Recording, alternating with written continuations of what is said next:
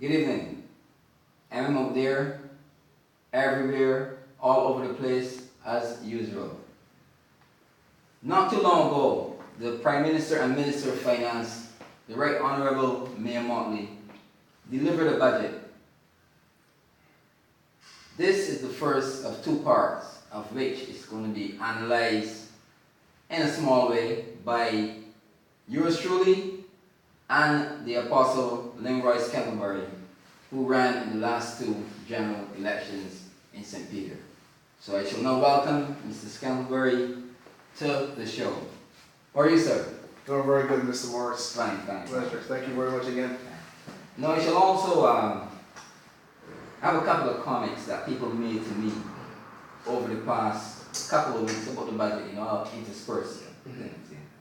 So I'll get right off the bat, and what was were you impressed by the budget? Not entirely impressed, but what I was concerned about in terms of the budget was really the level of impact that it's going to have on society. It really, to me, was I would call it an IMF budget.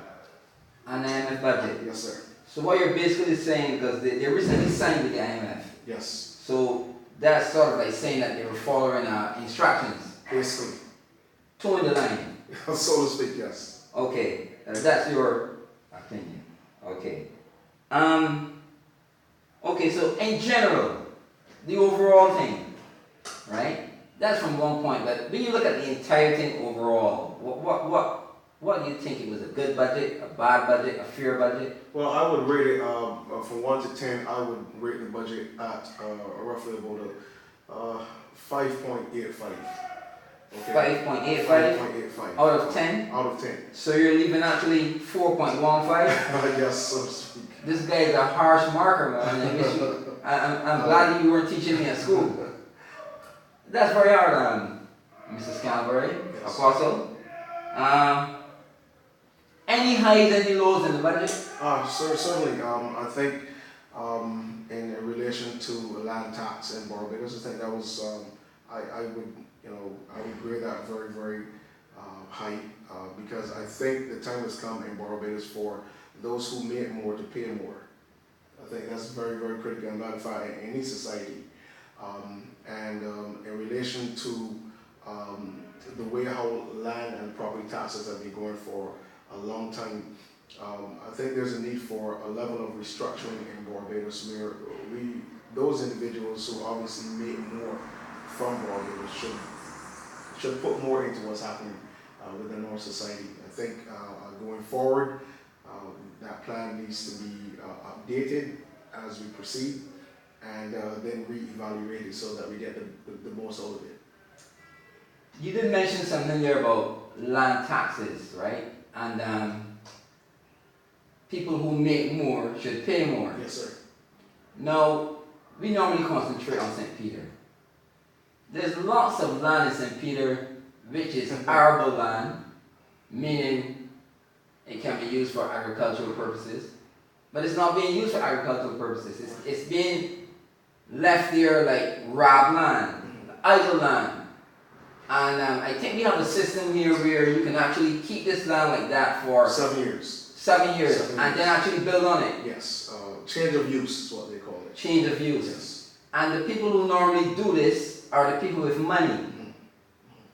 Well, let me add as part, and I will say this as part of our project going forward in terms of agriculture. There's, with our policy in terms of the agricultural element of Barbados, when it comes to a change of use, that owner of land should allow the government to use that land for at least 5 out of the 7 years. Okay, for purposes dealing with agriculture industry, science, technology, but the land has to be in use by government.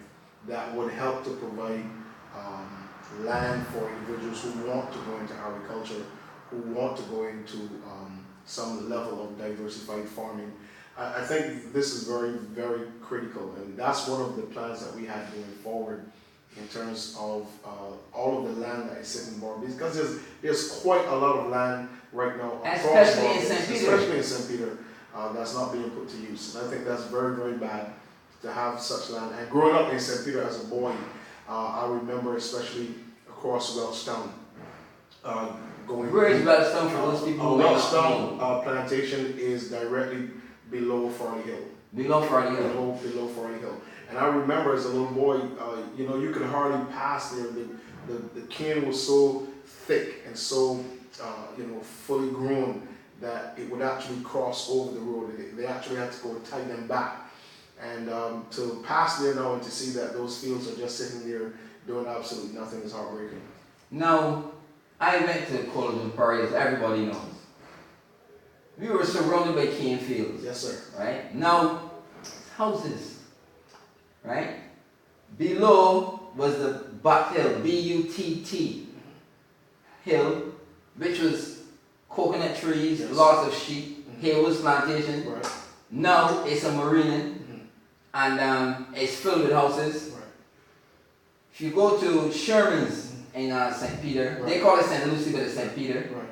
Above there was sugar cane and potatoes and that sort of thing. Now it's houses. But the thing I always say, you can't eat houses. Right. Show me the person who can actually eat houses. Well, I wouldn't be able to do that. Okay. You can't eat real estate. And that's exactly, and most of these people, as I said, I'm not racist or anything. Most of the people who do this are white. Well, I'm going to tell you one of the things that happened. I think the government should have paid close attention to it when we began. I don't know if you realize, but within the last 12 years, there was a very high cross-section of real estate agents from the UK that came into Barbados.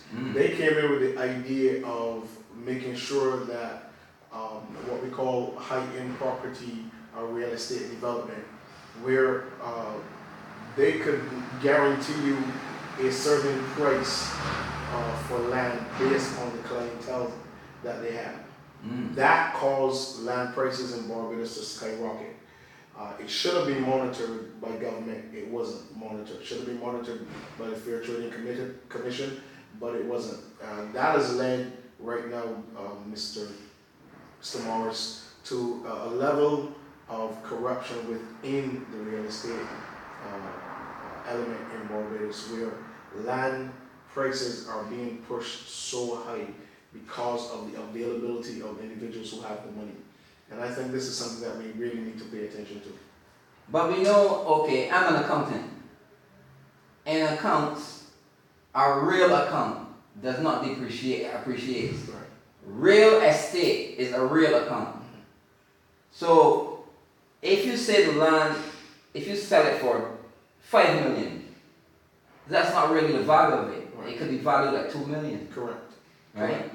So the method that the system that you just said that they had, they were making a lot of profit. Of course. Because they have the clients to get that. Exactly. And one of the things that also happened is that the properties that were being scoped out by these individuals led to what we now have as a high-end real estate element in Barbados. The heights, the ridges, right across Barbados, that particular view that they know that individuals who have the dollar are very interested in. Especially on the West Coast. Especially on the West Coast. Right, matter of fact, right across Barbados. If you go across Haywood's, there's some land just before you get to the roundabout going on to Port Ferdinand.